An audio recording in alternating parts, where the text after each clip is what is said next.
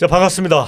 오늘도 새미래민주당의 대표를 맡고 계신 전병헌 대표님 모셨습니다. 반갑습니다. 네, 반갑습니다. 저희 양재 스튜디오는 오늘 처음입니다. 예. 자, 먼저 그 얘기부터 해볼게요. 단지 집에 귀가하고 있다가 이 성범죄자에게 살해당한 여고생 사건, 네. 이 광주에서 벌어졌잖아요. 그렇죠.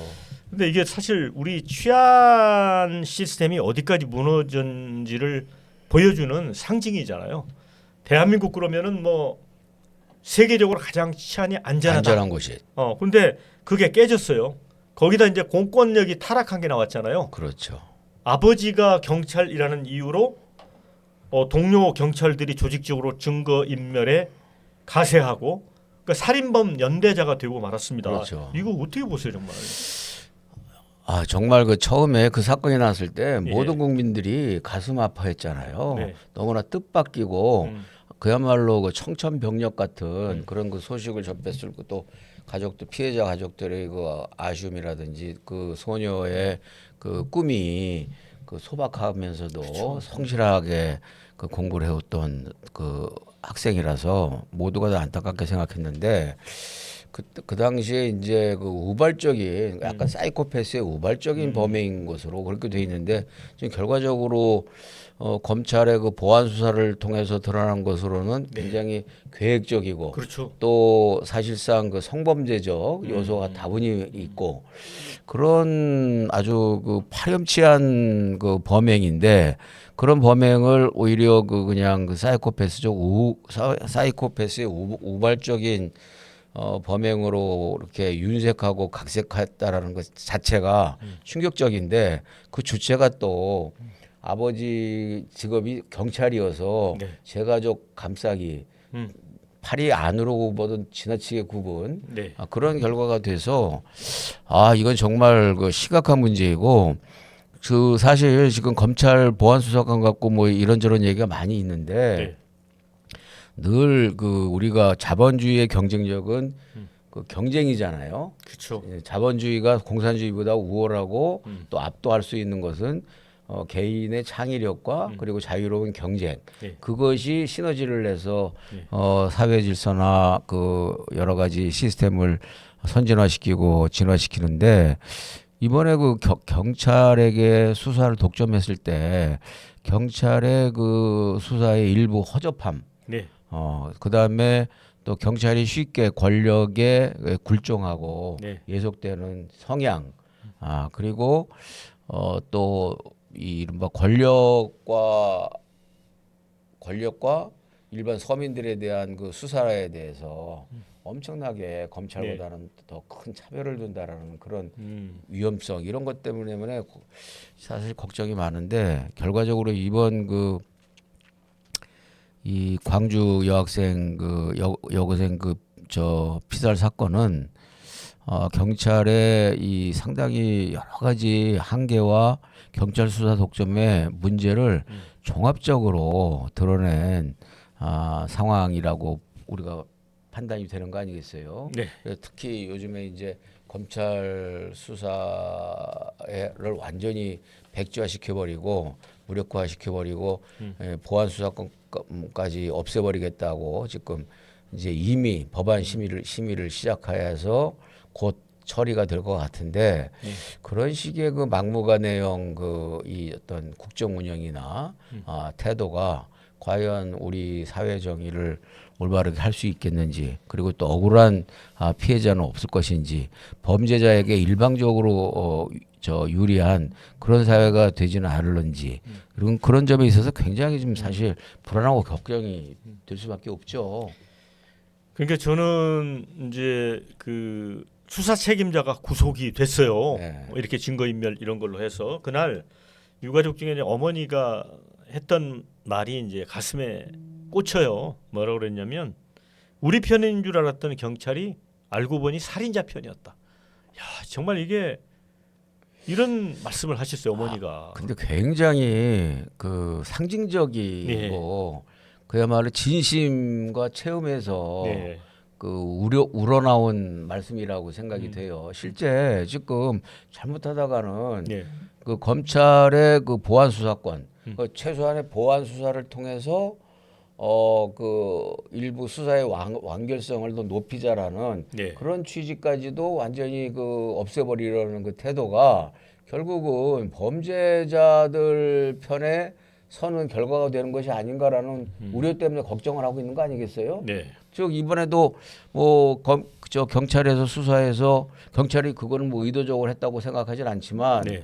뭐 3천만 원짜리 사기 사건을 기소를 했는데 네. 기소 요청을 했는데 검찰이 보안 수사를 했더니 네. 거의 뭐 400억대의 그렇죠. 그 엄청난 피해 사건이라는 거 아닙니까? 네, 네, 네. 그러면 만약에 검찰 수사권이 검찰의 보안 수사가 없었더라면 네. 3천만 원을 제외한 약 397천만 원이죠. 네. 390억 7천만 원을 예. 피해를 본 피해자들은 어디 가서 하소연할 데가 없는 없는 거죠. 네, 네. 상황이 돼버리잖아요. 네. 그러니까 이게 사기꾼 편, 살인자 편, 범죄자 편으로 들어도 너무 심하게 드는 것 아닌가. 그야말로 이 빈대 잡자고 완전히 지금 그 어느 나라보다도 안전하고 그나마 그래도 검찰의 그 어떤 수사권이 있어서 검찰 수사와 경찰 수사가 약간 경쟁적으로 하면서 그나마 좀 정의로운 수사가 그나마 이루어졌던 것이 편파 왜곡 수사 그리고 지나친 과잉 그 표적 수사라는 검찰의 그 소위 말해서 수사 적폐로 인해서 완전히 사법 시스템은 물론이고 수사 시스템이 완전히 무너지는 것 아닌가라는 심각한 걱정이 있죠. 그런데 지금 집권당인 민주당은 제가 볼 때는 질주를 하고 있습니다. 이 검찰청을 이제 폐지하고 이제 공소청으로 가잖아요. 그러면서 이제 보안 수사권을 전면 삭제하는 쪽으로 이미 입법안을 냈어요. 냈는데 거기 보면 그냥 질주가 아니고 제가 볼 때는 광란의 질주를 하는 것 같아요. 그러니까 재수사 요청권이라는 걸 넣었거든요. 근데 이게 뭐냐면 검사가 좀 수사가 좀 미진해. 그리고 좀 사실관계나 이게 뭐 왜곡된 것 같아. 요청을 하잖아요. 그럼 석 달 안에 경찰관이 이제 그걸 재수사를 해서 응답을 하도록 돼 있어요. 답을 주도록. 그런데 그 석 달 동안 그냥 깔아뭉개고 있다가 대충 뭐 했는데 별거 안 나왔다고 했을 가능성이 높지 않아요? 아니 일반적으로 자기가 수사한 것을 다른 그 수사관이나 네. 다른 경찰이 참견하는 것도 네. 우리가 보면은 예. 그 싫어하고 음. 수사라는 것 자체를 네. 약간 배타적으로 하고 예. 싶어하는 예. 그런 경향성이 있는 사안 아닙니까? 그런데 이것이 다른 기관에서 예. 더군다나 이제는 과거에는 상급 기관인데도 예. 사실은 약간 마찰이 있었는데 예. 지금은 상급 기관도 아닌 네. 그 기관에서 다시 한번 수사를 하라 그러면 그 거기에 호락호락 넉넉히 따를 경찰들이 얼마나 있겠어요. 그리고 사건이라는 게 그 사건만 있는 게 아니고 사건은 계속 밀려오고 쏟아지고 그리고 이제까지는 그 사건이 중대 사건 같은 경우는 검찰이 상당히 했고 그렇죠. 그리고 이제 민생사범은 경찰이 해왔는데 중대사범 그 사건도 지금 경찰이 다 맡아서 하는데 네. 지금 평소보다도 제가 볼 때는 경찰의 업무량이 두세 배 이상 늘어날 텐데 네. 그런 상황에서 검찰이 야 이거 보니까는 좀 엉성하고 추가적으로 이러이러한 부분들에 대해 다시 한번 수사를 해봐라 그러면 예 알겠습니다 그러고 그 수사를 몇 개월 동안 다시 할까요? 글쎄요. 저는 수사를 해봤는데 별거 없더라라고 다시 올리면 그뿐인 거 아니에요? 어떻게 이렇게 상식에 어긋나는 이런 그 시스템을 갖다가 그 검찰 수사 그 보안 책이라고 들이미는 것인지 지금 말씀하신 것처럼 질주가 아니고 네. 그 폭주고 강란의 광란 그죠 광기 어린 예. 그 광란의 질주예요. 그래서 이제 진짜 이제 걱정이 되는 건 그거잖아요. 지금은 이제 검찰이 보안 수사권이 있었기 때문에 이 광주 여고생 사건도 이제 진실을 밝혀낼 수 있었는데 그렇죠. 만약에 여기 보안 수사권이 없었는데 요 사건이 났을 때 검사가 좀 이상해. 그러면 이 여고생 살해 사건을 다시 한번 보안 수사 요구권을 해서 발동해서 보냈을 때 과연 지금처럼 이런 게 밝혀지겠냐는 거죠. 절대 바뀌어질 수 없는 거 아닙니까? 아니 이건 지금 경찰관들끼리 아버지가 경찰관이라는 이유로 그 공범이 돼가지고 했잖아요. 자기들끼리 짬짬이로 예. 조직적인 그 짬짬이 은폐를 한 건데 예. 그것이 드러나는 순간 다치는 사람이 여러 사람이 있을 텐데 그러네요. 그게 가능하겠습니까? 더 그건 덮어버리겠네. 예. 불가능한 거죠. 예. 그래서 보다 더 보완해서 완벽하게 예. 은폐를 하겠죠. 그래서 저는 지금 이재명 대통령의 이제 속마음은 사실은 정성호 법무장관이 이 검찰의 보안 수사의 성공 사례 이런 자료집을 낸 것 보면 이재명 대통령도 이 문제점을 알고 있는 것 같아요. 본인이 또 변호사를 해봤지 않아요. 그런데도 문제는 뭐냐면 대통령이 팔짱을 끼고 있잖아요. 이 당에서 수기에서 결정해라. 왜 그렇다고 보세요? 이거는 좀 무책임한 거 아닙니까? 저는 처음에는 팔짱을 꼈던 게 아니고 예. 보안 수사권이 필요하다고 생각을 했다고 봐요. 예. 실제적으로 현실적으로 보안 수사권이 필요한 부분도 있고 보안 수사권조차 뺏어버리면 없애버리면 검찰이 그야말로 그 기소 도장만 찍는 그렇죠. 그런 그 이른바 그 서기 역할이랄까 예. 대소서 역할 이상의 그렇죠. 그 역할을 못하기 때문에 검찰로서는 사실상 이 무력화되는 상황이 돼버리잖아요. 예.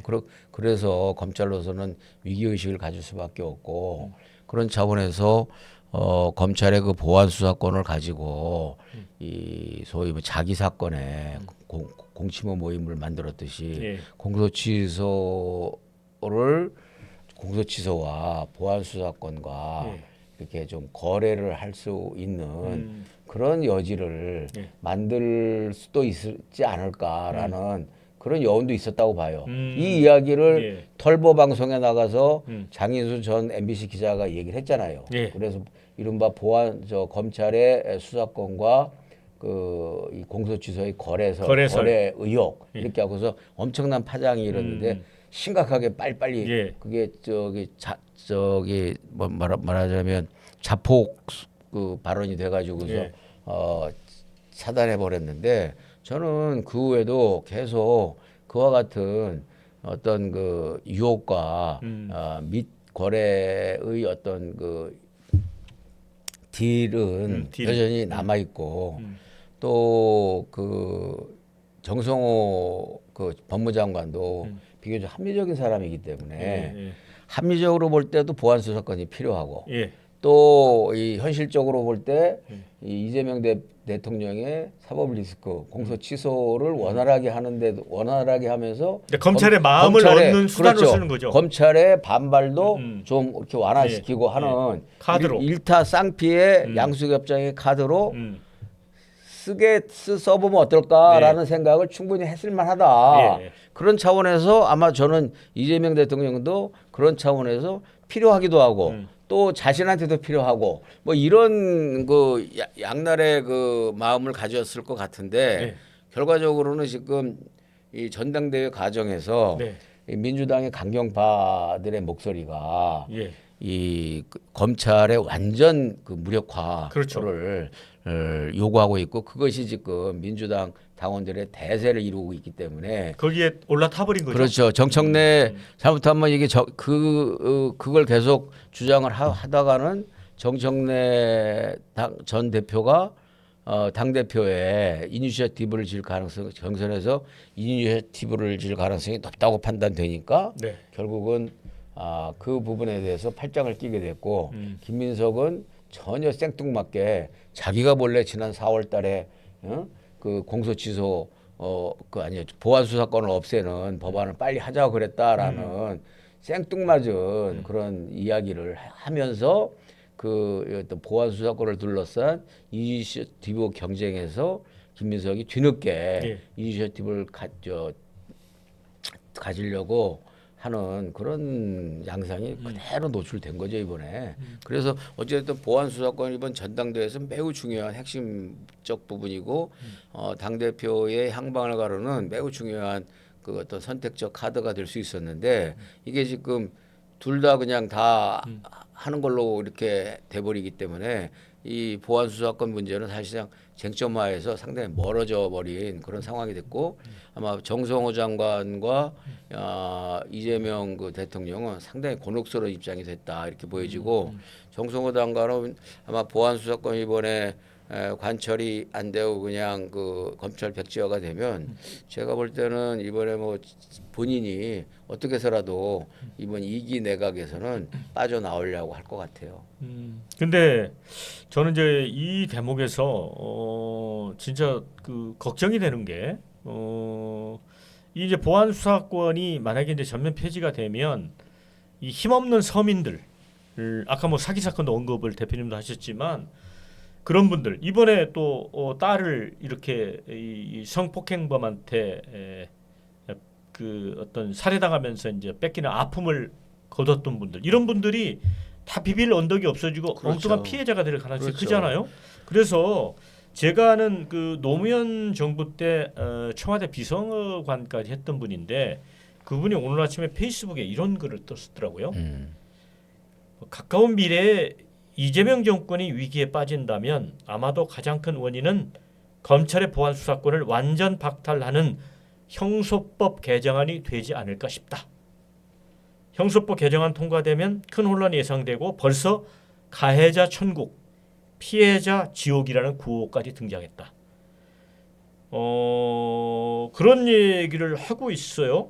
그러면서 지독한 오만인데 이 권력이 이렇게 오만을 부리면 끝은 언제나 자멸이었다. 야, 이런 그러니까 이분도 이제 진보적인 생각을 갖고 계신 분이에요. 그리고 민주당도요. 강성 개딸 지지층들은 이 검찰의 보안 수사권을 주면 안 되고 검찰 아예 분쇄기를 넣어서 탈탈 갈아버려야 된다. 그러니까 먼지로 그냥 갈아버려야 된다라고 생각하지만 일부 합리적인 민주당 지지층 중에서는요. 요즘 댓글 보면 보안 수사권은 줘야 되지 않나라는 움직임도 있어요. 근데 대통령이 강성 지지층이 올라타버린 거잖아요. 근데 이런 주장하는 분도 있어요. 이럴 때 대통령이 대국민 담화를 내는 거다.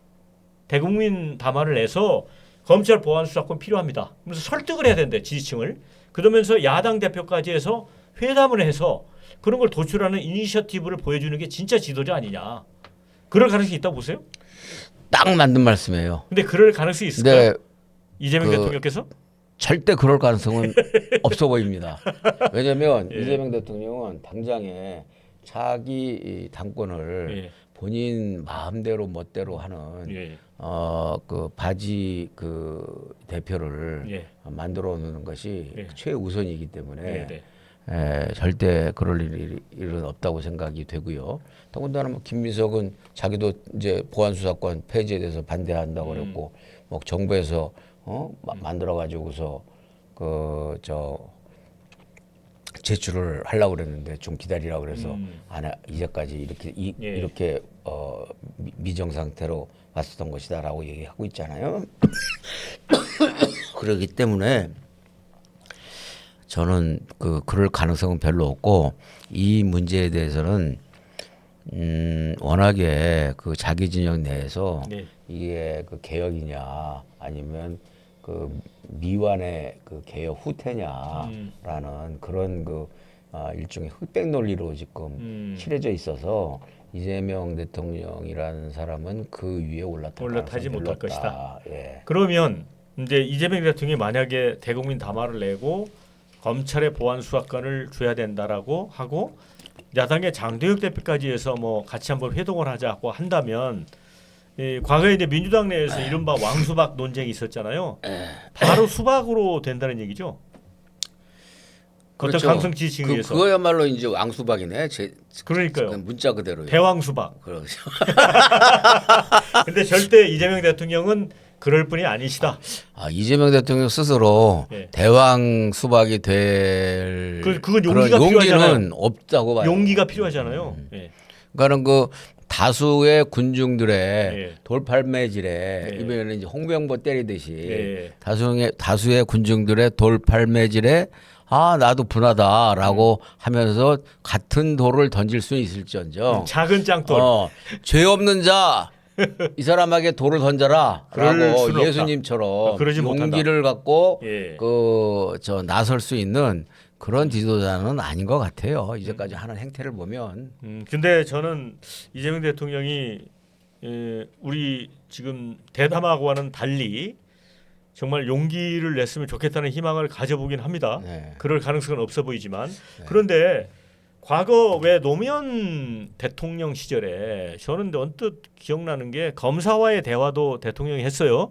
그러면서 검사들이 면전에서 대통령한테 거친 말도 했습니다. 그러니까 뭐 노무현 대통령이 그럼 막가자는 거죠. 이런 얘기도 했고. 그때 이쯤 되면 막가자는 예. 거죠. 이렇게 얘기했죠. 그리고 제 생각에는 그 제주의 그 해군 기지라든가 그다음에 뭐 자이툰 파병이라든가 한미 FTA라든가 뭐 한미 FTA는 당시에 그걸 반대하는 청와대 내 비서관이 뭐 사표 써서 그 노무현 대통령 면전에 집어 던졌다는 설도 있고 뭐 소문도 있었어요. 그러니까 그 정도로 노무현 대통령은 꼭 필요한 일이라면 제가 볼 때 지지층을 설득했던 것 같거든요.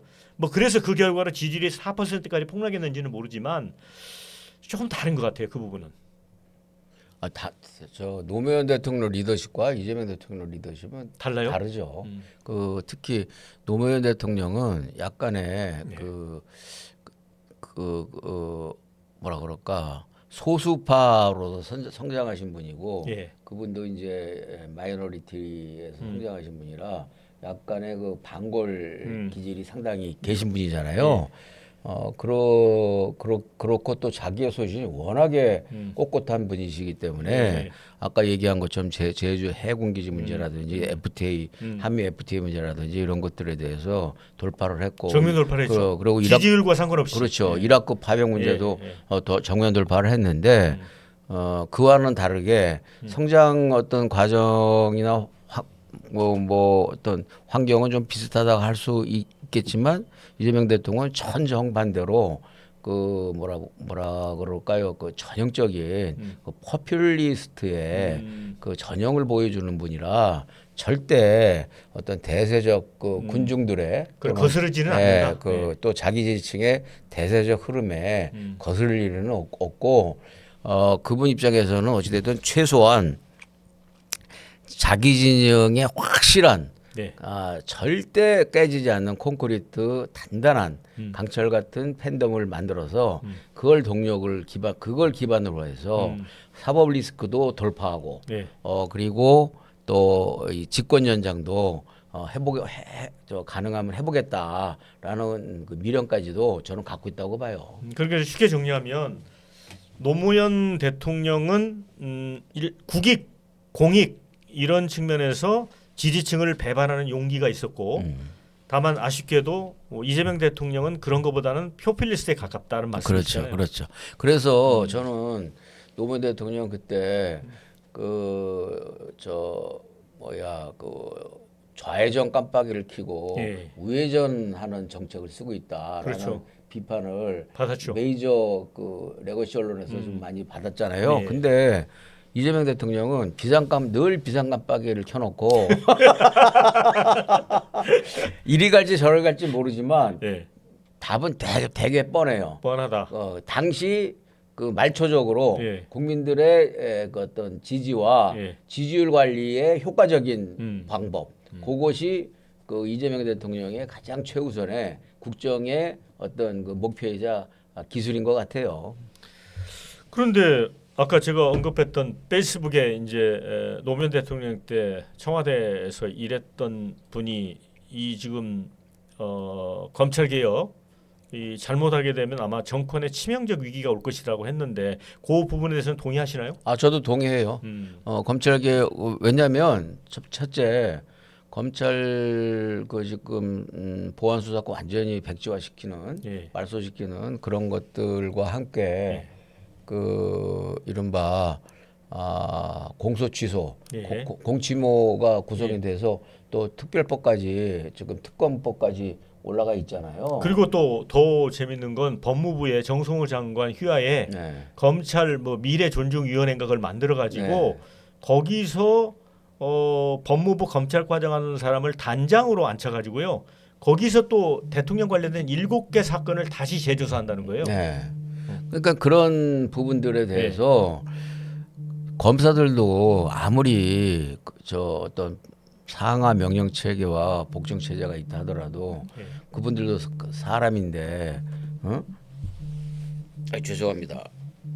이게 사람인데 그 어찌 됐든 그렇게 그 자기들을 허수아비로 만들고 모든 그 사실상 기능을 무력화시키면 감정이 상하지 않겠어요? 그러면 공소 취소 그거 그 하게 되면은 검찰 내부에서 아마 가만히 안 있을 거예요. 그래서 그렇죠. 일차적으로 이 저 보안 수사권 문제는 국민들의 원성과 아우성으로부터 그 발단이 되겠지만 공소 취소의 문제는 만약에 이렇게 투트랙으로 해서 다 완성을 시킨다고 한다면 검찰 내부에서 정말 그 아우성과 성난 목소리가 보통이 아닐 것이고 그 성난 목소리가 국민들의 지지를 얻는데 그렇게 어렵지 않을 거라고 봐요. 그러니까 지금 어쨌든 이 검찰을 분쇄기에 갈아 넣는 게 이게 통쾌한 일이기도 하면서 위험한 거예요.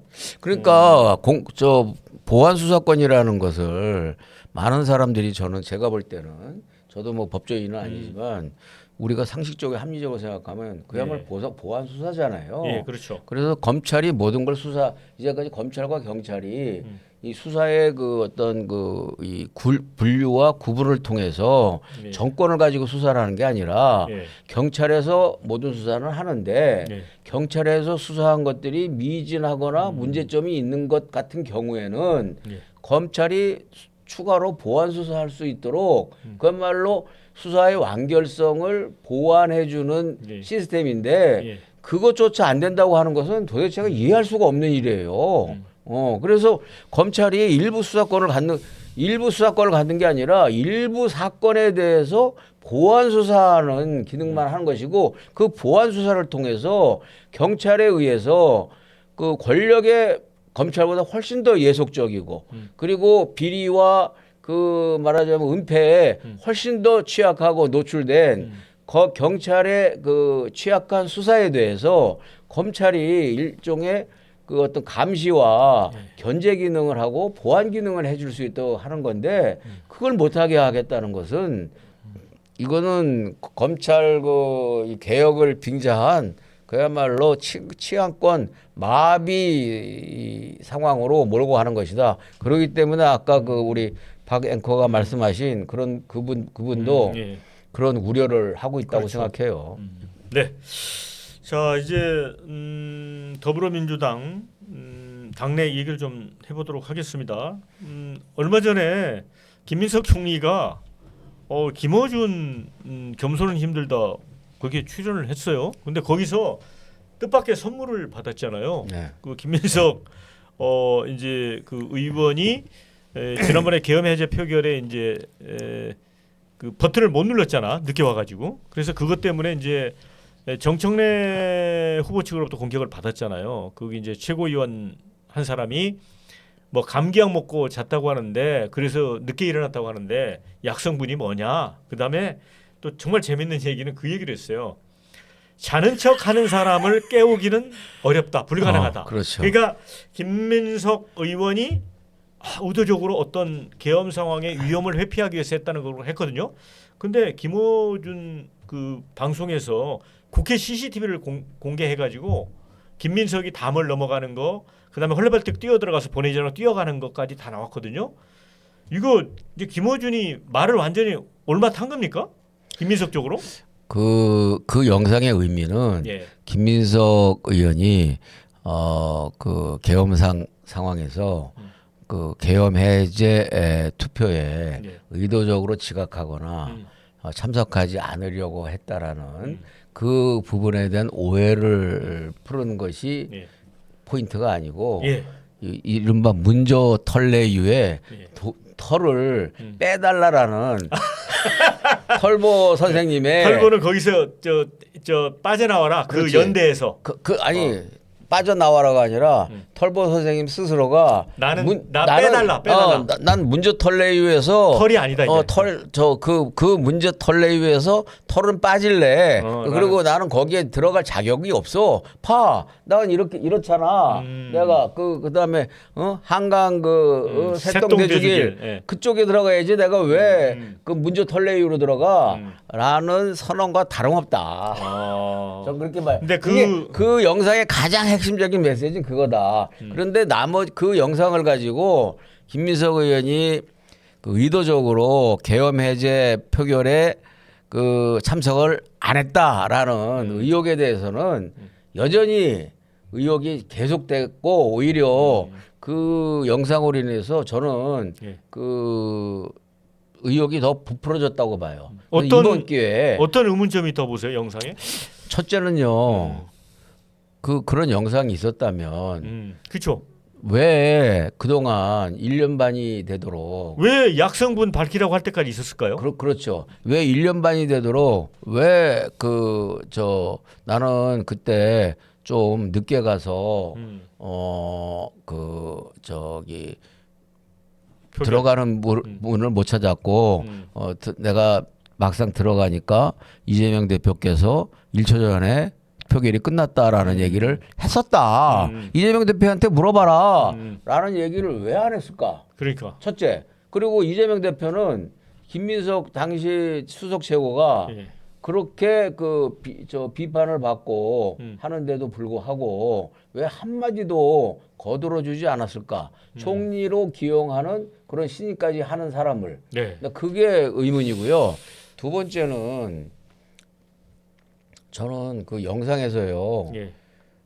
이 월담을 하는 장면이 나오잖아요. 근데 몇 사람이 엉덩이를 밀어주는 것 같아요. 그렇죠. 거기 이제 시민들이 밀어줬지. 다른 의원들 월담하는 다른 의원들도 다 혼자 힘으로 안 되니까 시민들이 많이 밀어주고 그랬는데 저도 그날 저녁에 국회 그 정문 앞에 있었어요. 근데 그때 있고 해제가 되기 전에는 거기가 사람들이 여전히 계엄 상태였잖아요. 국회에서 표결이 이루어지기 전까지는. 그러니까 사람들이 많았죠. 꽤 빽빽하게 있었고. 근데 그 공개된 화면에는 사람이 생각보다 많지는 않아요. 상당한 그 긴장감이 있었어요. 근데 거기 보세요. 거기 이렇게 월당할 때 보면 그 사람이 사람이 몇 명 없어요. 그 상황이나 그 배경 그림이 사람이 몇 명 없고 그냥 사람이 평범하게 지나다니고 있어요. 그냥 거기에 집회에 나온 사람 같지 않게 행인들이 지나가는 것처럼 지나가고 있어. 그러니까 대표님이 그때 계셨다면서 그 분위기에. 아니 저는 그 분위기에 있었죠. 그렇기 때문에 저거는 그 당시에 이 계엄 해제를 요구하면서 군의 그 국회 진입을 막기 위해서 시민들이 모였던 그 상황과 분위기와는 너무나 틀리기 때문에 이 부분에 대해서도 명확하게 다시 해명을 해야 된다. 그다음에 무엇보다도 또 왜 결국은 감기약 먹고 잔 게 아니잖아요. 그렇죠. 일어나서 조금 늦게 일어나서 갔다고 볼 수가 있겠지. 그렇죠. 근데 1초면은요 늦게 일어난 것도 아니에요. 간발의 차이로 들어간 거지. 그렇죠. 그렇다면은 왜 내가 감기에 들어서 살짝 감기약을 먹고 잠들었다가 흔들어 깨워서 서둘러서 갔는데 가서 시민들의 도움을 월담을 해서 국회를 들어갔더니 모든 국회 진입로가 다 잠겨져 있어서 그래서 못 들어가고 있다가 들어갔더니 이재명 대표가 1초 전에 표결이 끝났다라고 얘기를 하더라. 이렇게 얘기했으면 다 끝나는 거 아니에요? 근데 그 말은 한 적이 없죠. 그 말은 이제까지 한 적이 없잖아요. 그게 희한하네요. 그러니까 감기약 먹고 잤다. 여기까지만 나왔지. 그렇죠. 그리고 그 털보 방송에 나와서 털보가 무슨 뭐 깔끔하게 해소가 됐다라고 얘기를 하면서 이렇게 하니까 본인은 그 영상에 대해서 전혀 모르는 것처럼 얘기를 했잖아요. 근데 그 영상이 그 CCTV가 외부로 유출되는 것이 전 현직 국회의장 모두가 다 불법이다. 그리고 사무처에서는 심각한 문제가 있다라는. 그리고 그러니까 전 국회의장, 현 국회의장 모두 우리가 유출하지는 않았다라고 얘기를 했잖아요. 얘기를 했잖아요. 그럼 어디서 나간 거예요? 그리고 그러니까, 예. 또 그것이 유출됐다면 상당히 심각한 문제다. 예, 예. 불법이기 때문에 예, 예. 사무처에서 그렇게까지 설명을 했잖아요. 예. 그러면 어디서 나갔는지 예. 그 저 입수 경로를 예. 입수 경위를 제대로 밝혀야 되고 저는 이렇게 생각해요. 만약에 그게 털보 방송 쪽에서 입수를 한 거라면 네. 그것을 이게 합리적이라면요. 김민석 의원과 대담하는 자리에서 그것을 틀을 것이 아니라 예. 먼저 그게 나갔어야지. 방송에. 그렇죠. 우리가 흔한 말로 무슨 어떤 게이트나 무슨 사건이 발생될 때 보면은 먼저 녹취록이나 영상이 먼저 나가잖아요. 보도가 되잖아. 네, 네. 그 다음에 이제 당사자들이 해명하고 뭐 이러는데 이거 완전 히 거꾸로예요. 그리고 그 털보방송을 보면은 그 영상이 틀어질 때까지 김민석은 전혀 무관하고 모르는 것처럼 행동을 하죠. 언행을 하고 있어요. 예. 그것도 수상해. 예. 자기 오기 전에 그 얘기를 들었을 예. 거라고. 예. 오늘 방송에 여기 오면은 그 국회 출석하지 못한 그 영상 관련 자료 우리가 확보해서 틀어줄 테니까 그리 알아라라는 정도는 얘기했을 거라고. 그러니까 선물이 기다리고 있다는 그렇죠. 암시를 줬겠죠. 그렇죠. 그런데 그 자리에서도 김민석 의원이 심을 뚝 떼고 그 영상이 나오는 순간까지도 자기는 그 영상에 대해서 전혀 모른다는 그러니까. 듯이 태도를 보이는 것도 네. 그것 또한 석연치 않고 의심스러운 대목이에요. 그래서 이게 오히려 그 영상이 틀어짐으로 해서 오히려 의혹이 눈덩이처럼 또 불어났다. 단순히 감기약을 먹고 잤어? 그러면 그 감기약은 무슨 감기약인데 어디서 약을 지었는데 그것만 밝히면은 될 문제를 지금은 이게 그 영상이 어떻게 틀어졌으며 그래서 그 영상을 통해서 의혹이 많이 부풀어졌기 때문에 그 아마 CCTV에는 시간이 나올 거예요. 그리고 이제 그 월담하는 시간은 제3자가 찍었기 때문에 그렇죠. 그 시간이 알기가 어려운데 그거는 월담을 할 때 도와줬던 시민들이 도와주면은 시간이 몇 시쯤이었다라는 것은 증언이 나올 수는 있겠죠. 조사를 예. 하면은. 근데 그런 부분들에 대해서 타임라인을 그대로 다 밝혀야 돼요. 김민석 스스로가 왜 본인이 움직인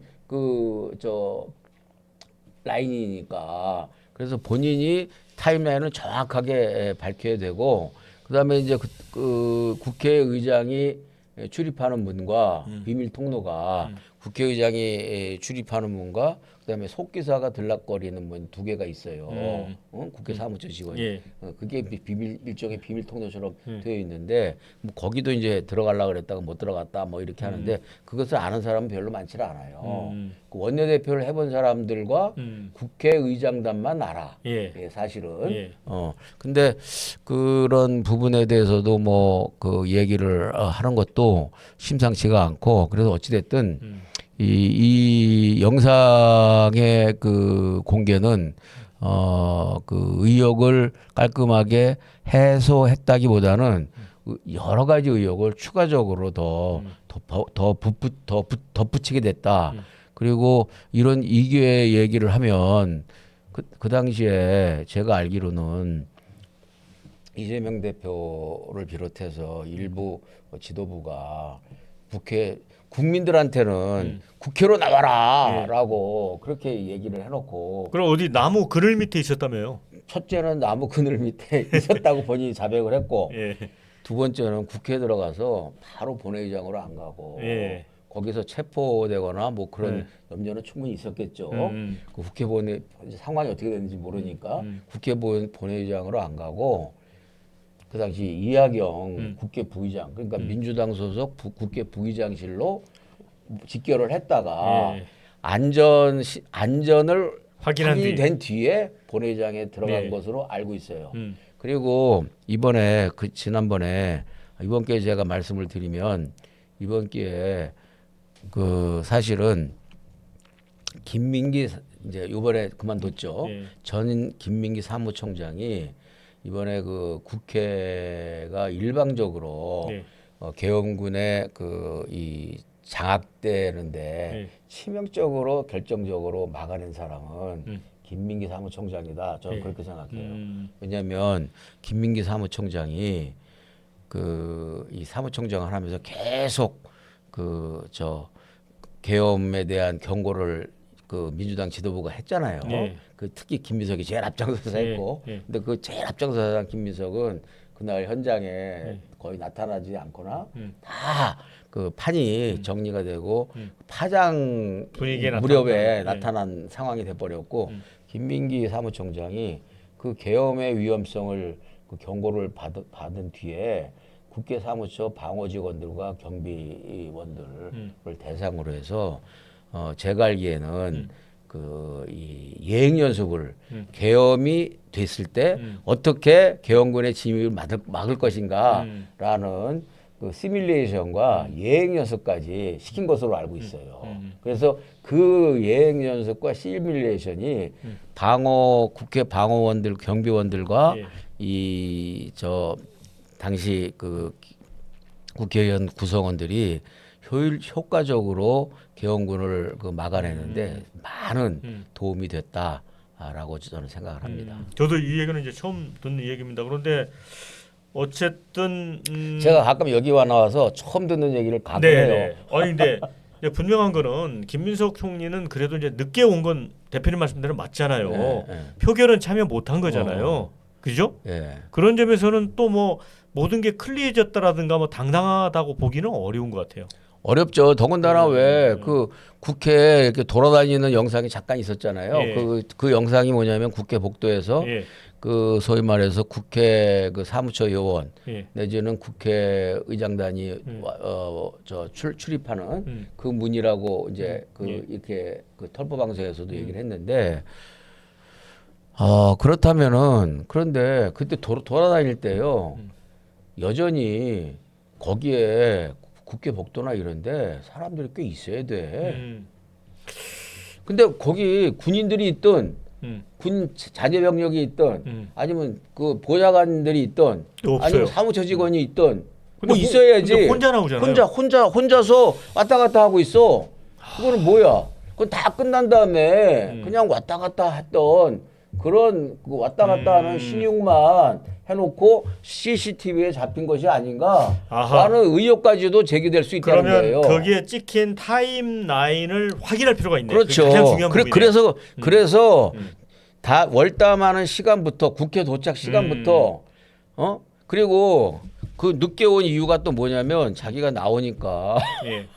그게 코미디인 게 그 집 앞에 검은 세단이 있었다. 예. 그렇게 얘기를 했어요. 이게 약간 겁먹은 거죠. 근데 그 스스로 검수를 무지하게 먹었다라는 걸 자백하고 말았어. 그리고 검은 이재명 대통령은 숲속에서 숨었어. 월담을 한 다음에 국회 숲속에 숨었어. 요게 두 분의 공통점이야. 이렇게 한 분은 겁먹고 숲속에 숨고 한 분은 나왔는데 검은 세다를 보고서 움츠려서 오. 멈칫멈칫하다가 뒤늦게 그 출발을 한 그런 그 이 두 분의 케미가 이번에 대통령과 총리를 맡아서 했던 것이고 나는 이건 근데 뭐 두 분을 창피한 일이다라고 생각해요. 뭐 두 분을 뭐 그렇게도 볼 수 있지만 주도 면밀한 분들이다 이렇게 봐야 되겠네요. 주도면밀하다고 할 수는 없죠. 이게 아니 본인들이 그 국민들은 저도 갔어요. 그래서 저도 전 민주당 탈당한 사람이지만 계엄은 반대이기 때문에 저도 그리고 저 당원들한테 우리도 국회 앞에 모이자. 당직자들 다 소집하고 그래서 긴급. 그래서 그때 분위기를 잘 알아요. 근데 정작에 국민들과 사실 1차적인 상관이 없는 사람들은 위험해. 사지에 그렇게 숲속에서 숨고 검은 세단 보고 놀라고 할 정도의 그런 긴장감이었다면 국민들한테는 아무런 부담 없이 거기에 모여달라고 하고 자신들은 월담을 해서 도와주는 국민들도 있었는데 월담을 했으면 국회로 빨리 뛰어가야지. 맞아요. 숲속에서 숨어 있었다라는 것은 얼마나 이게 비겁하다고 하기에는 좀 그렇고. 너무 고상한 표현이고 비루한 모습이고 이거는 진짜 저기 검은 세단 보고 놀랐다는 것은 자라 보고 놀란 것은 소뚜껑 보고 놀란 예. 격이라고 생각해서 너무 그러면 품격에 맞지 않아요. 예, 조금 더 중립적으로 표현하면 결론 두 분은 참 겁이 많다. 겁이 많다. 이렇게 결론 내리면 될 것 같아요. 아니요. 쫄보다 쫄보다. 자 그리고 이제 국민들보다도 훨씬 쫄보다. 예. 국민들의 용기에 음, 10분의 100분의 1도 발뒤꿈치도 못 따라가는 네. 쫄보였구나라는 걸 볼 수가 있는 거죠. 아유 이제 김민석 이제 의원이 이 김어준 TV에서 CCTV 공개되면서 모든 걸 이제 클리어할 수 있는 기회였는데 오히려 또 오늘 우리 방송에서는 파묘가 돼 버렸네요. 그렇죠. 파묘가. 그래서 이 털보 선생이 예. 문저 털레유에서 예. 탈퇴하는 그 상징 시그널로 영상을 준비했거든요. 예. 그리고 그 영상을 보여주면서 예. 깔끔하게 예. 그 비상계엄 논란은 이것으로 깔끔하게 해명이 됐다라고 본인이 깔끔하게라는 단어를 몇 차례 쓰더라고. 본인 스스로가. 근데 깔끔하게 해명되기는커녕 이제 파묘. 파묘가 돼서 거기에 무슨 그 또 다른 그 속내와 사연이 있는지 국민한테 낱낱이 밝혀져야 된다라는 그런 그 또 다른 이슈가 됐죠. 그러니까 만약에 지금 그 화면 중에서 이 본회의장을 향해서 이제 복도를 달려가는 모습이 이렇게 다 나왔는데 그 시간대가 만약에 그 이 자기가 도착했을 때 이제 1초 전에 표결이 끝났다고 했다고 그랬잖아요. 그렇죠. 그거하고 맞지 않은 상황이 나오면 정말 큰 일이 생길 수 있겠네요. 그렇죠. 큰일이죠. 만약에. 그건 국민을 두 번, 세 번 속이는 거지. 그리고 왜 그렇게 강기약으로만 일관되게 변명을 해왔는지가 그 어떤 본체가 그대로 드러나는 것 아니겠어요? 근데 이 문제 제기했던 이성윤 민주당 최고위원이 그래도 서울지검장을 했던 검사 출신 아닙니까? 아니 근데 그 이성현 지검장이 예. 진짜 그건 명언이었어요. 자는 사람은 깨워도 자는 척 하는 사람은 깨울 수 없다. 깨운다. 절대 깨울 수 없다. 어. 근데 아픈 말이었어요, 그게. 예, 예. 맞아요. 자, 그런데 민주당 지금 이제 당내 경선 4파전으로 갑니다. 이제 네. 고민정 의원까지 출마 선언을 했기 때문에 그런데 느닷없이 이 축구 경기 중에 골대를 옮기는 일이 벌어지고 있어요. 그러니까 룰을 지금 바꾸려고 하잖아요. 이른바 선호투표제도 이걸 도입한다고 해가지고 정청래 대표 측이 굉장히 반발하고 있어요. 그래서 전준위에서 결정을 했는데 이거 이제 최고위원회 거친다고 하잖아요. 근데 최고위원회는 통과되기 어려울 것 같아. 4대 3이니까. 자, 이거 선호투표제 도입될까요? 선호투표제를 도입하는 것은 네. 이거는 느닷없이 꼴대로 옮기신다고 그렇게 말씀하시는데 제가 볼 때는 느닷없지는 않아요. 네. 이미 지난 총선 때부터 네. 그 이 경선 도중에 네. 그 선수의 지시에 의해서 그 선수나 감독의 지시에 의해서 그러니까 민주당의 그 어떤 과거 행태를 그대로 다시 또 반복하는 그렇죠. 거다. 이미 예. 그 불공정 경선과 예. 그 이 경선 도중에 경기 도중에 그 룰을 막 뒤바꾸고 막 바꿔치기 하고 하는 것은 민주당에 어느덧 전통이 되어 있다고 생각해요. 전통을 다시 또 쌓는 거네요. 그렇죠, 그렇죠. 그래서 또 하나의 전통을 쌓는 것이다 이렇게 보여지고 도대체 이게 그 선호투표라는 것은 작은 선거에서 예. 작은 선거고 선거가 동시에 여러 개 치러질 때 결선 투표를 동시에 여러 개 또 해야 되는 예. 그런 번거로움과 그 복잡함이 있기 때문에 그래서 선호투표를 그때만 한시적으로 예외적으로 채택을 하는 거거든요. 예. 그래서 민주당이 과거 열린우당 시절에 2004년 그 이제 국회의원 공천을 그 이 상향식 경선 투표로 최초로 도입을 하면서 그때 선호 투표제를 도입을 했어요. 그래서 왜냐하면 후보가 서너 명이고 5명, 대여섯 명 이렇게 됐을 때 50% 넘는 후보가 아니고 30%, 20%짜리가 당선자가 될 수 있기 때문에 네. 최종적으로 50%를 넘기는 후보를 공천자로 확정시키기 위해서 선호 투표를 도입했거든요. 근데 이게요 굉장히 웃기는 제도예요. 왜냐하면 1위와 2위가 있잖아요. 1번과 2번과 3번이 있어. 그러면 1번과 2번이 치열해. 3번은 논외야. 예. 그래서 별로 경쟁 상대가 안 돼. 음. 그러면 선호 투표를 하게 되잖아요. 그러면 1순위를 자기가 좋아하는 후보를 찍잖아요. 예. 1번을. 1번을 열렬하게 지지하는 사람이 1번을 찍어. 예. 그다음에 다른 사람 찍고 싶지 않아. 예. 근데 2번을 꼭 찍어야 돼. 두 3번도 번째로. 찍어야 돼. 3번. 그러면 3번을 찍게 돼. 예. 왜? 2번을 찍으면 안 되니까. 그렇죠. 안 되니까. 차선책으로 2번을 생각하지는 않으니까. 2번도 마찬가지로 1번을 견제해야 되고 2번을 절대적으로 찍어. 그러면 2번을 찍고 그러면 1번을 안 찍어 절대. 찍을 수가 없어. 그 3등 후보가 유리해지는. 그러면 3등을 찍게 돼. 예. 그러면 1번의 표들이 1번 찍고 3등 찍고 예. 2번의 다수 표들이 2번 찍고 3등 찍고 이렇게 된단 말이에요. 그리고 예. 3번의 1순위 표는 제일 작아. 예. 이 양 1, 2번에 비해서 3번의 표는 1순위 표는 적지. 예. 절대적으로 적어요. 예. 그렇게 되는데 결과적으로 2순위 표가 많아서 예. 그게 당선자가 돼요. 당선자가 될 수 있다. 예. 2004년도에 그런 경우가 꽤 있었어요. 예. 저 같은 경우는 이제 뭐 정봉주가 그렇게 해서 됐다는. 그 당시에 예. 제가 기억해요. 예. 그때 굉장히 화제였어요. 예. 1번과 2번이 치열하게 싸웠거든요. 근데 노원구에서. 3등이 정봉주였는데 삼등이 정봉주가 정봉주였고 1등이 돼 버렸어요. 정봉주가 최약체 후보였어요. 그 예. 당시 예. 나이도 사실 예. 이제 어리고 정봉주 의원님은 의원으로서는 활동을 잘했지만 그 별로 그렇게 관심 받는 후보가 아니었단 말이에요.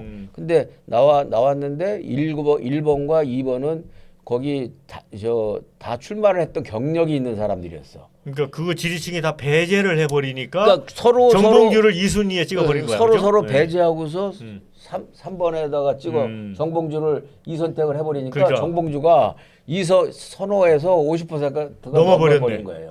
그래서 그런 정봉주가 된 거예요. 그래고 화제가 됐었죠. 예. 그런 경우가 몇 개 있어요. 선호투표가 이게 그러니까 표심이 이렇게 직접적으로 반영이 안 되는 묘한 그 왜곡 현상이 나타날 수 있네요. 표심이 이거 말이 좋아서 예. 1순위, 2순위 투표지 예. 표심이 정반대 현상으로 나타날 수가 있는 것이다. 음. 그래서 더군다나 전당대회에서 당 대표는 한 사람만 뽑는 거잖아요. 예. 그걸 한 번 뽑는 거잖아. 예. 그런 선거에 선호 투표 그러니까 그 당시에는 국회의원 그 선거구가 250여 개가 되니까 250여 개의 그 선거구에서 그 50%가 절대적으로 막 대여섯 사람들이 나오고 있는 상황에서 예. 제 자랑 같지만 저는 근데 5명 나왔을 때 저는 1차에 그냥 50%가 넘어져서 예. 그냥 이순위 필요 없이 그냥 됐는데 예.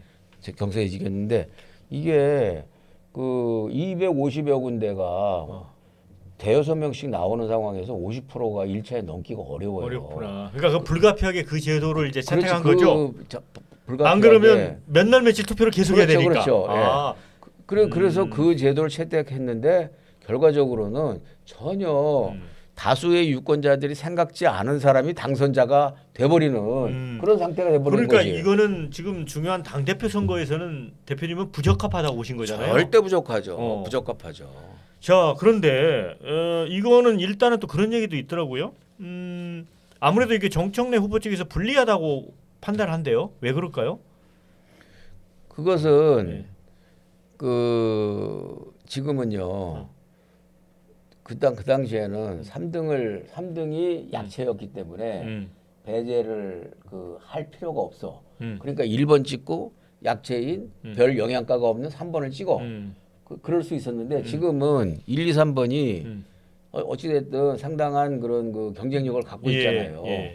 그러면 지금의 현실적으로 이 선호 투표라는 게 연대 투표가 될 가능성이 높은 거예요. 그러니까 지금 저 1번을 김민석 지지와 송영길 지지자들은 송영길은 노골적으로 지금 연대의 가능성을 얘기를 하고 있고 그렇죠. 그 같이 공동으로 정청래를 때리고 있잖아요. 예. 정청래가 사실 이제 혼자 지금 도야 청청하고 있는 예. 상황인데 예. 그러니까 이번 같은 경우는 김민석 1번을 찍고 2번은 송영길 송영길. 그렇게 찍을 가능성이 있죠. 1번을 송영길 찍은 사람들은 2번은 2번은 김민석. 김민석. 그렇지.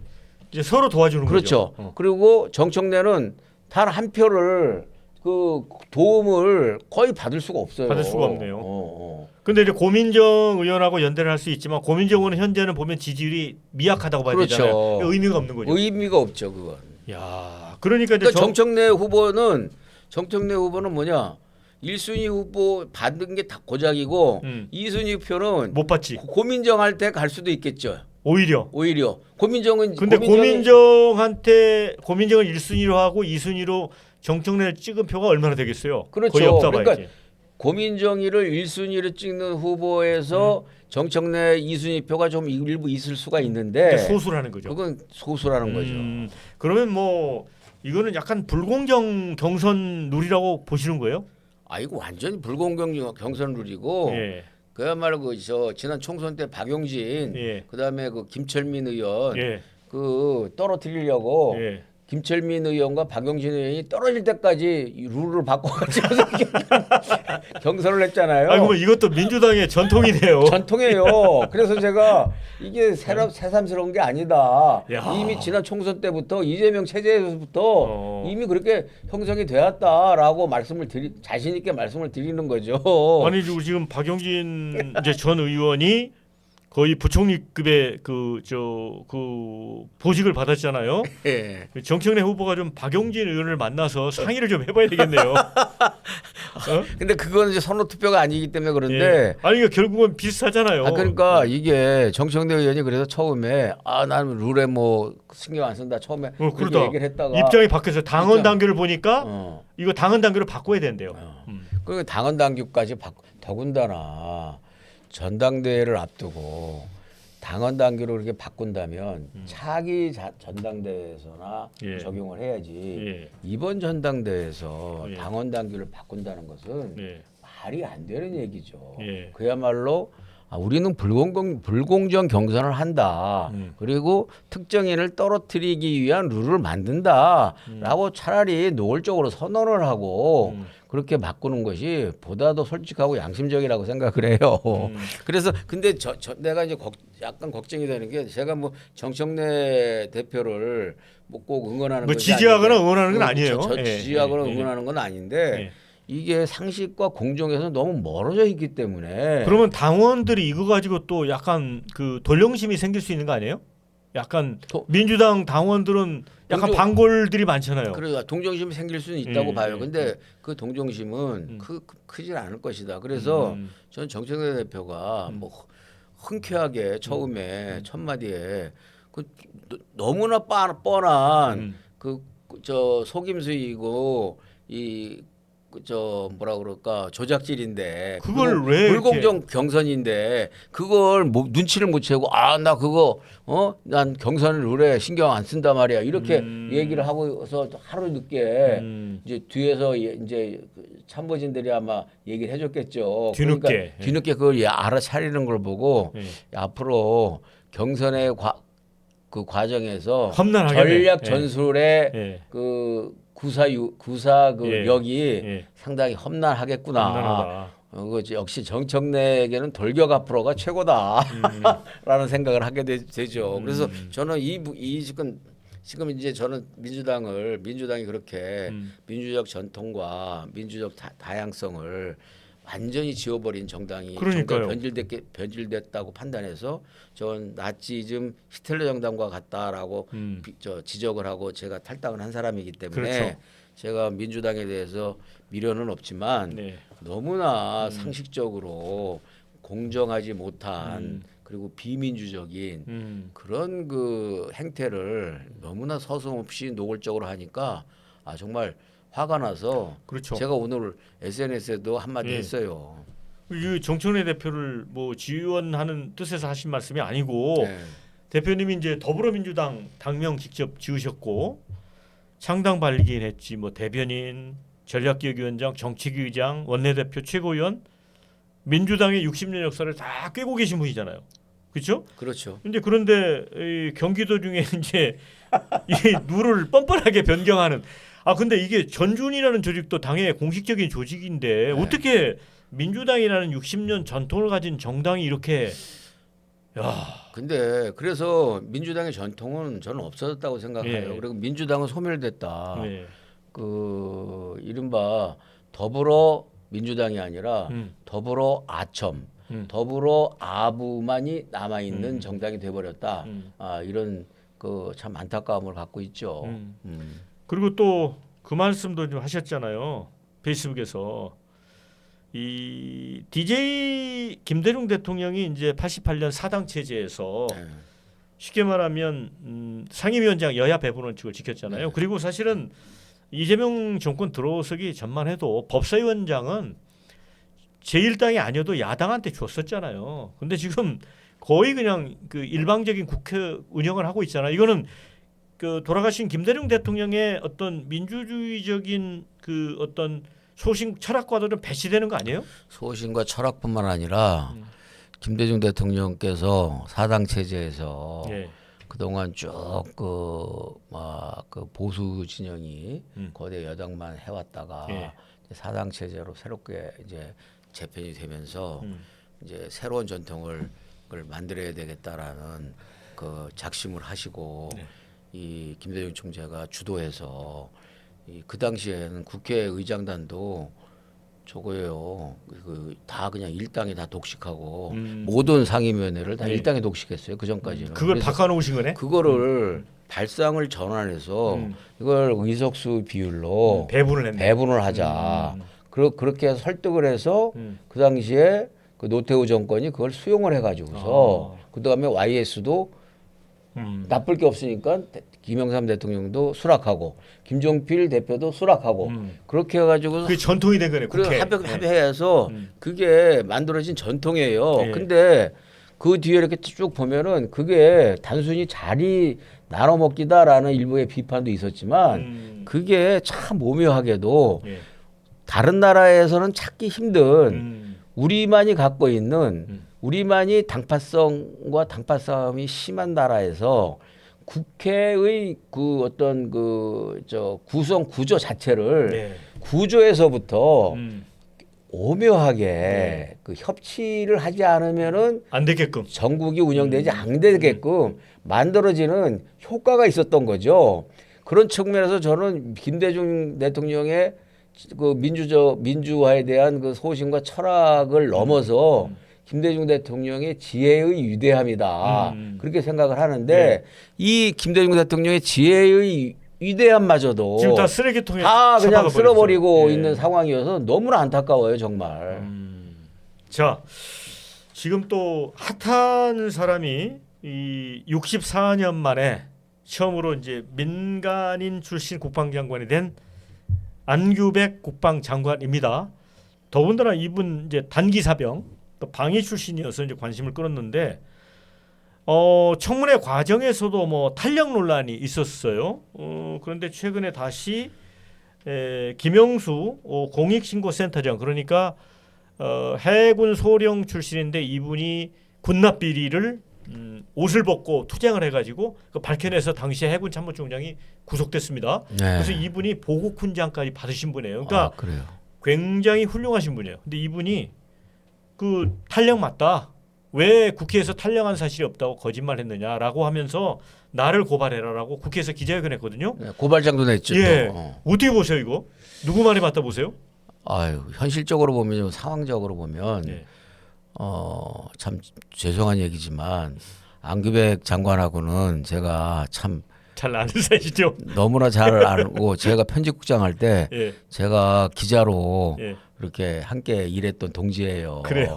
그래서 제가 참 말씀하기 어려운 인간적으로 예. 말씀드리기는 어려운데 예. 안규백 장관과 국방부에서의 해명과 그다음에 여러 가지의 이 공익제보센터의 그 소령의 그 말씀과 또 여러 가지 정황 증거로 보면은 이것은 안규백 장관이 결국은 사퇴하지 않으면 안 되게끔 그런 그 결말을 이미 보여주고 있다 이렇게 생각을 하고요.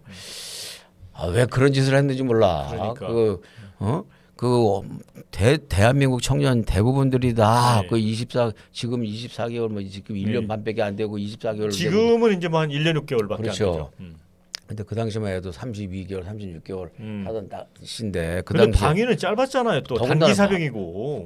더군다나 방위는 예. 1년 6개월이었잖아요. 그러니까 이미 안규백 장관은 그때부터 혜택을 받으신 혜택을 분이잖아. 받았지. 근데 예. 그거를 왜 그렇게 그걸 못 참고 타령이라는 오명을 뒤집어 쓰는 예. 잘못을 했는지 아무리 젊은 시절에 그 과거를 하더라도 예. 너무했다. 그리고 안타깝죠. 너무했고 또 하필이면 왜 또 국방장관을 맡아가지고서 이 순환을 겪나라는. 그러니까 국방장관 안 했으면 또 이게 그렇게 큰 문제는 그렇죠. 안 될 거예요. 저는 그러니까 인간적으로 또 선배로서 예. 그런 아쉬움과 안타까움이 있어요. 근데 이제 저는 이제 국방부 대변인이 이분이 이제 여자 대변인인데 그 한국일보인가 이제 기자 출신이에요. 근데 저는 이분의 그 기자회견도 좀 잘못됐다고 봐요. 그러니까 자꾸 이제 기자들이 물어보니까 이거 탈령 영창 다녀온 거 아니냐 이렇게 질문을 하니까 정상 복무를 완료했다는 표현을 썼거든요. 정상 복무 완료. 그런데 7개월을 더 근무했잖아요. 단기 사병이. 그러면은 이 안기백 장관이 근무를 그렇게 더 한 건 아니잖아요. 그러면 그 더 7개월을 더 근무를 했다고 한다면 이것도 정상 복무 완료는 아니잖아요. 저는 네. 그 역시 그 한국일보 그 대변인이 네. 한국일보 기자 출신답게 재치 있게 답변을 한 그래요? 것으로 보여져. 왜냐하면 그러니까 맞긴 맞는 거예요. 왜냐하면 지혜대는 했으니까. 그렇지. 정상 복무는 한 거예요. 정상 복무를 한 거죠. 다만 중간에 그 뭐 탈령이나 구금사실이 있었느냐 그렇지. 그거를 감옥에 모르는 거죠. 갔거나 민간 교도소에 갔거나 구금을 했거나 이건 모르겠다, 그거는 모르는 근데 일이고 정상 복무는 마쳤다. 정상 복무는 마쳤다라는 이야기는 예. 그건 사실과 크게 다를 것이 없다고 본인들이 주장할 수 있을 것 같아요. 거의 코미디죠. 뭐. 근데 이제 그래서 이제 아까도 말씀하셨지만 이분이 하필 또 이제 국방장관을 맡아서 이렇게 논란이 된 건데 사실은 이제 국방위원회 활동을 많이 해서 아마 그 전문성 때문에 국방장관으로 이제 발탁이 된 것 같아요. 근데 사실은 고전에 지난 총선 때 민주당이 난리가 났잖아요. 그 이른바 비명 학살, 그죠? 예. 친명 천당, 비명 행사. 비명 행사, 예. 비명 학살 이렇게 됐는데 그때 전략 공천관리위원장을 했어요. 그리고 예. 어찌 보면 그 이재명 대통령의 어떤 밀명을 수행했달까? 그런 데 대한 공에 대한 보답이 아니었나 한편 생각하게 되더라고요. 근데 그렇게 또 선물을 받는 게 또 오히려 본인 커리어에 이제 결과적으로 보면은 안 좋아졌잖아요. 안규백 장관한테도 불명예잖아요. 결국은 독배가 돼버린 셈이었죠. 예. 그것뿐만 아니고 지금 선물을 주고 있는 사람들 꽤 있어요. 지금 경찰 수사 그 문제 있고 정실 수사고 그렇다고 하는데 김병기 전 원내대표 그 사람은 지난번 공천 과정에서 맞아요. 이 후보 예비후보자 검증위원장, 그다음에 공천심사위 간사, 그다음에 그 경선관리위원장, 뭐 이런 거를 1인 3역을 한 사례가 없어요. 이제까지. 쉽게 말하면 그 역할이잖아요. 그 쌀에 이제 예를 들어 이 돌멩이가 섞여 있을 때 그걸 걸러내는 그렇죠. 그 분별 작업을 하는 그죠? 감별사. 그렇죠. 감별사죠. 근데 결과적으로 그런 감별사를 할 수 있는 자격이었는지 불과 1년여 전만 지금 터진 1년 가까이 됐습니다만 그 터진 그 각종 그 온 가족의 그 조국 대표 못지않은 훨씬 더 파렴치한 그 온 가족 그 비리와 혐의에 대해서 폭로가 되고 그러니까 뭐 부인이 또 뭐 동작구 의회 부의장인가 그 민주당 소속 그분 카드를 가지고 또 법인 카드를 갖고 썼잖아요. 근데 그게 남의 카드를 빌렸었어요. 아니 근데 그거는 김혜경 여사가 김혜경 여사는 남의 카드는 아니지만 경기도 법인 카드를 썼죠. 그렇죠. 경기도 법인 카드를 썼잖아요. 거기서 잘 배운 모양이에요. 그래서 법인카드를 쓰고 또 그 후에도 예. 그렇게 그런 일이 있어가지고서 문제가 되고 뭐 수사도 막 이루어지고 수사가 되느니 마느니 한 상태에서도 그 저 법인카드를 상납한 그 구의 부의장이 예. 이 범죄 혐의로 구의원직을 상실했어요. 그렇죠. 그래서 부의장직도 상실하고 예. 그래서 그 후임으로 그 다른 또 구의원이 부의장이 됐는데 네. 민주당 소속 네. 그 부의장 것도 또 썼다는 거 아니에요. 야. 근데 그게 나는 도대체 그게 음. 동작구에서는요 예. 지역에서는 공개된 비밀이었어요. 네. 이재명 대표한테도 다 보고가 된 사실이란 말이에요. 그렇죠.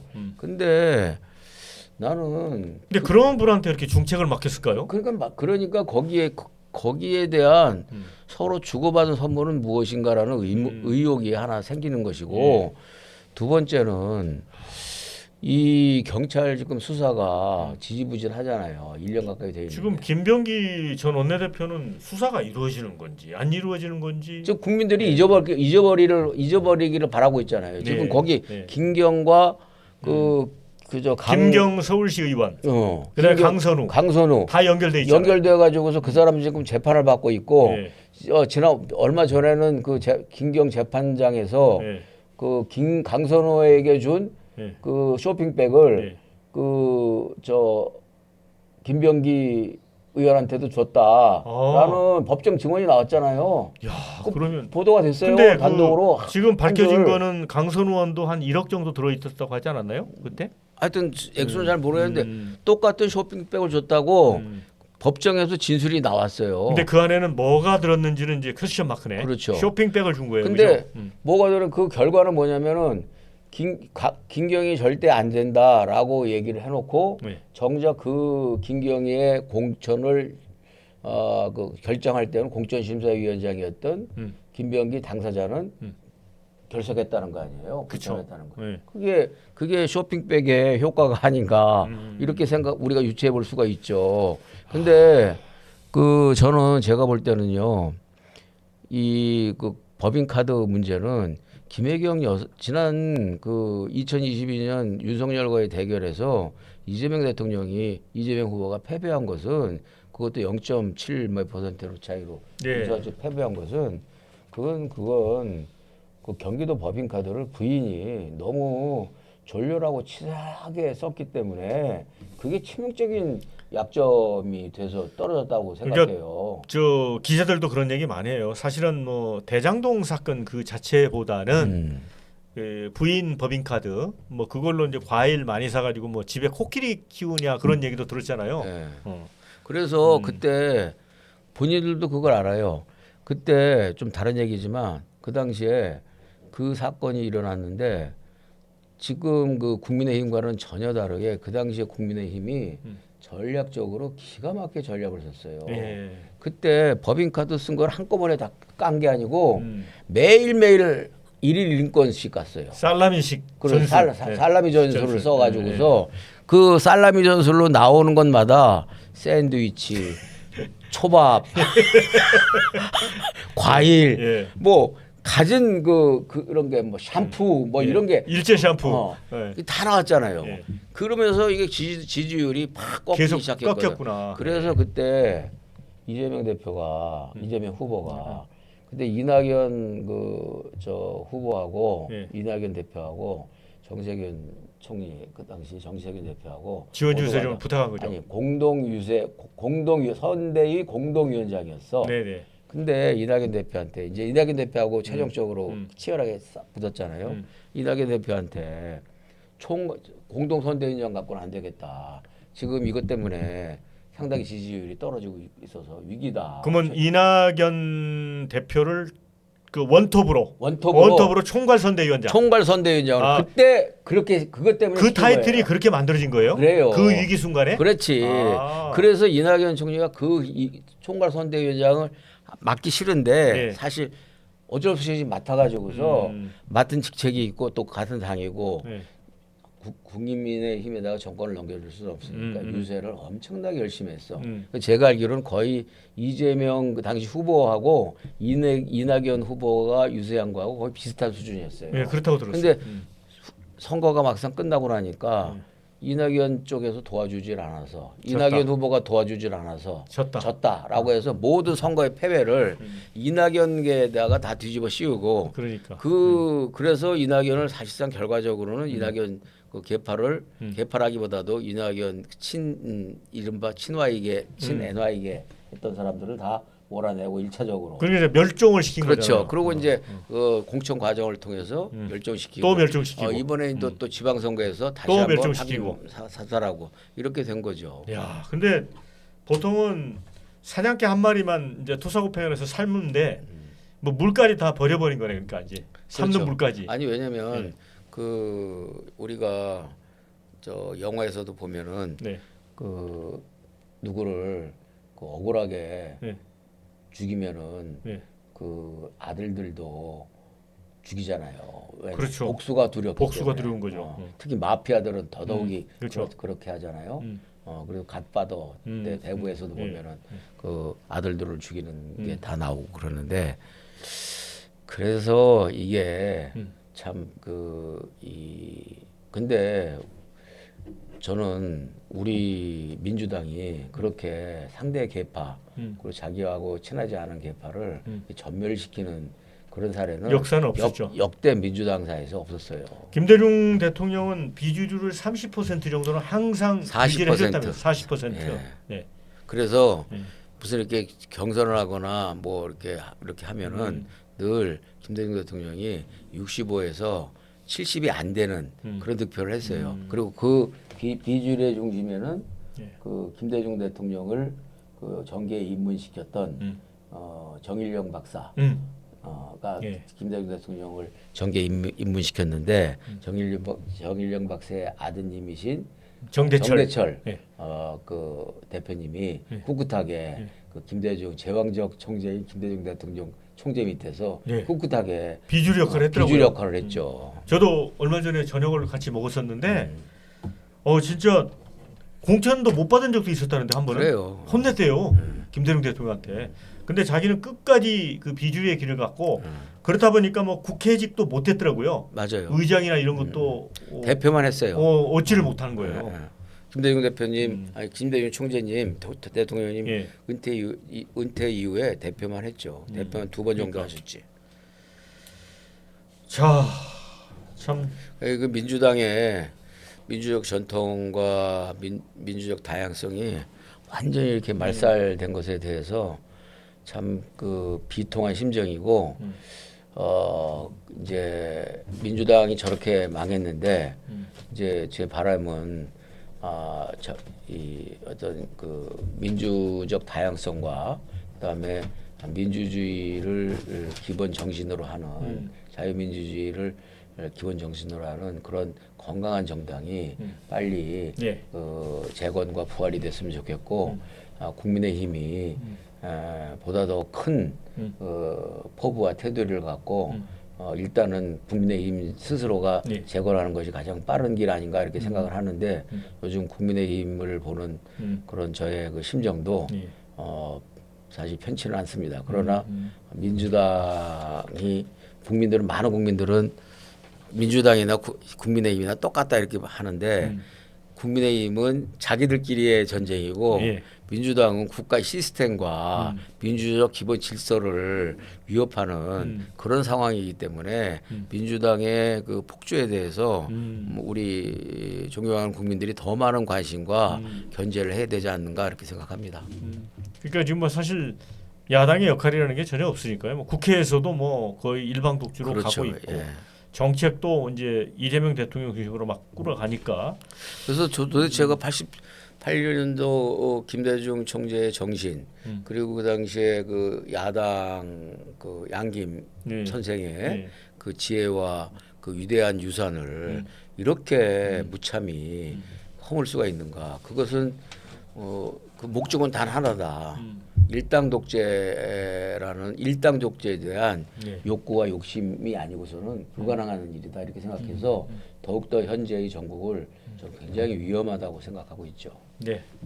그러니까 결국 이제 이재명 대통령은 이제 민주당의 이재명이 아니라 이재명의 민주당을 이제 만들겠다는 뭐 생각인 것 같아요. 그런데 그 최근에 이제 지지율 보면 한길 리서치는 지금 43.5%까지 떨어졌어요. 국정 지지율이. 네. 근데 이런 식으로 가면 뭐 여러 가지 아까 이제 우리가 국정 난맥상도 이야기했지만 당도 이제 이렇게 끌고 가면 글쎄 지지율이 복원이 될까요? 저는 현재와 같은 그 욕심을 여전히 그 일당 독주의 마치 그리고 윤석열 정권 시절에도 예. 사실상 일당 독주를 한 거랑 마찬가지잖아요. 그쵸? 예.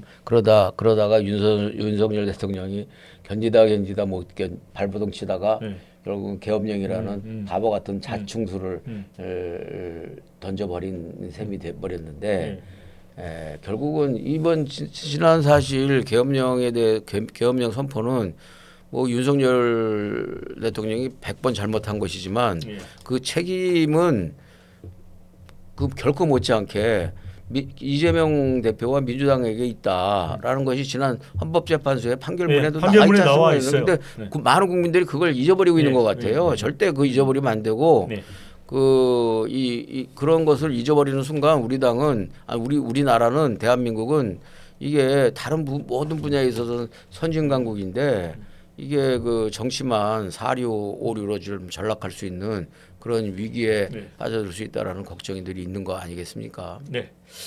자 이번 주도 이제 우리 정치를 뭐 생선살까지 다 발라서 속속들이 들여다봤습니다. 역시 우리 새누리민주당 전병헌 대표님의 통찰력, 또 재미, 유머 감각.